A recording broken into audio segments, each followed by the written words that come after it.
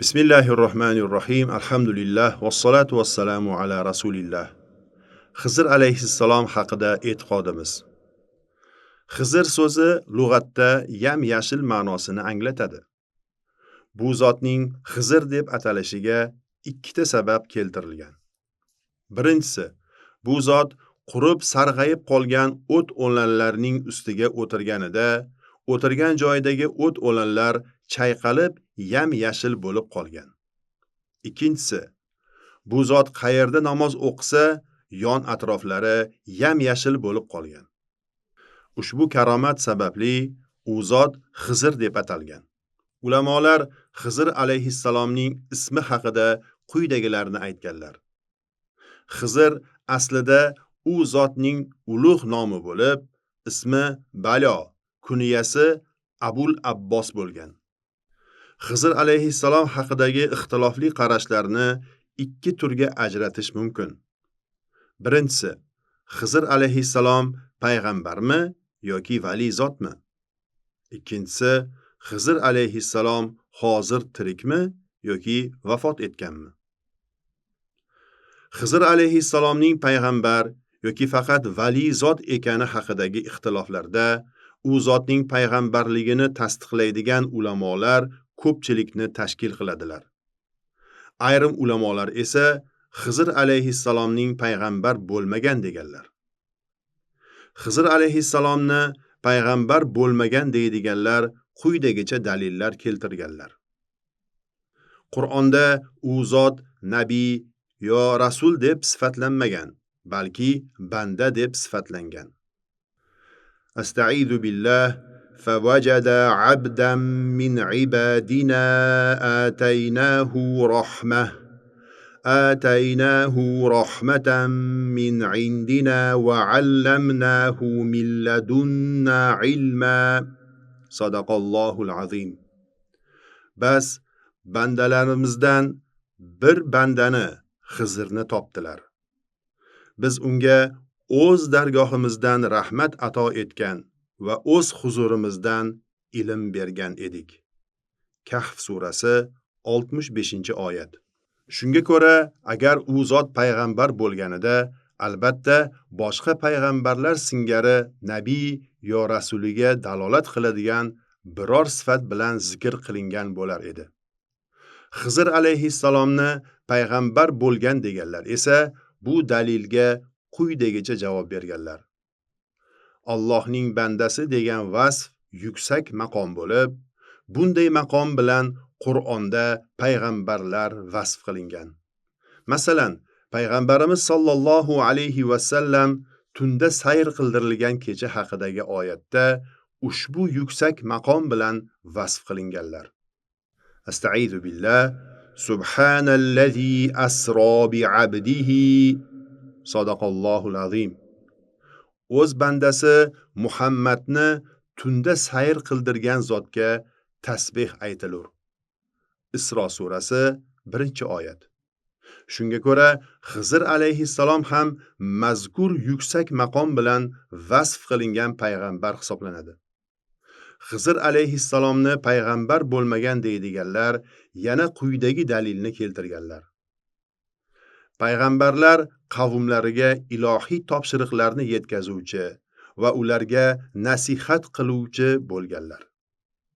Nuh alayhissalom aytganlaridek, Astaizu billah uballighukum risalati robbi va ansahu lakum va a'lamu minallohi ma la ta'lamun.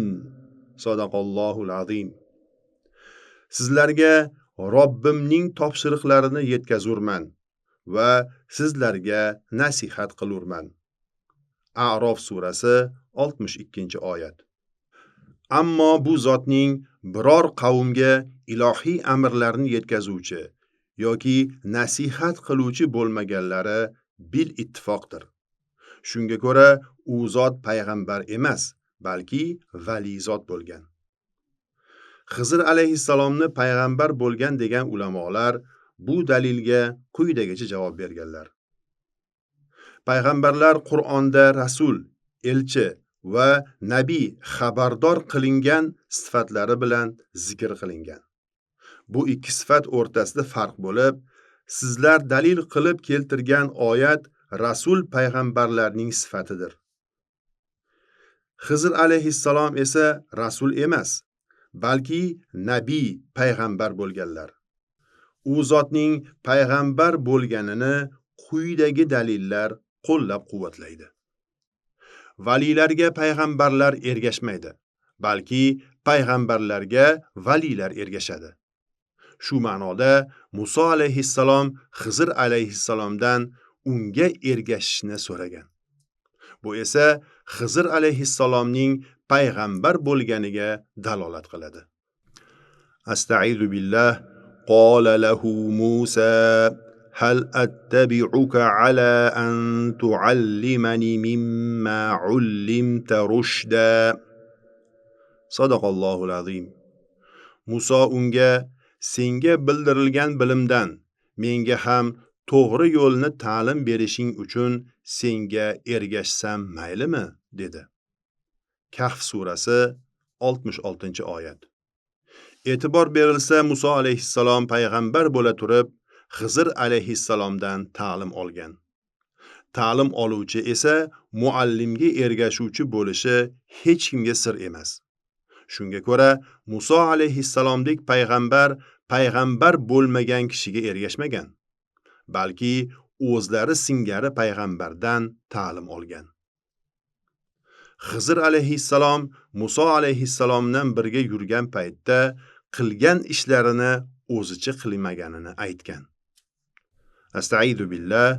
Va ma fa'altuhu an amri. Sadaqallohul azim. Men bu ishlarni o'zimcha qilganim yo'q. Kahf surasi 82-oyat.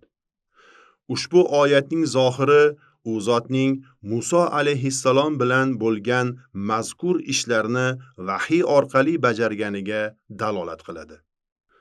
U zotga bildirilgan ish ilhom bilan bo'lgan deyish to'g'ri bo'lmaydi. Chunki payg'ambarlardan boshqalarga berilgan ilhom amal qilish lozim bo'lib qoladigan hujjat bo'lmaydi. U zot esa bildirilgan narsaga amal qilgan. Imom Moturidiy bobomiz Xizr alayhissalomning payg'ambar hisoblanishiga quyidagi oyatning tafsirida ishora qilgan. Astaizu billah. Qala innaka lan tastatiya ma'iya sabra. Sadaqallohul azim. U Xizr aytdi, aniqki sen men bilan birga sabr qila olmaysan. Kahf surasi 67-oyat. Muso alayhissalomdek payg'ambarga Xizr alayhissalom bunday gapni faqatgina vahiy ilmi bilangina aytishi mumkin. Ushbu dalillarning xulosasiga ko'ra, Xizr alayhissalomni nabiy payg'ambar bo'lgan deyish mo'tabar hisoblanadi. Va sallallohu ta'ala ala xayri xalqihi Muhammad va ala alihi va ashabihi ajmain.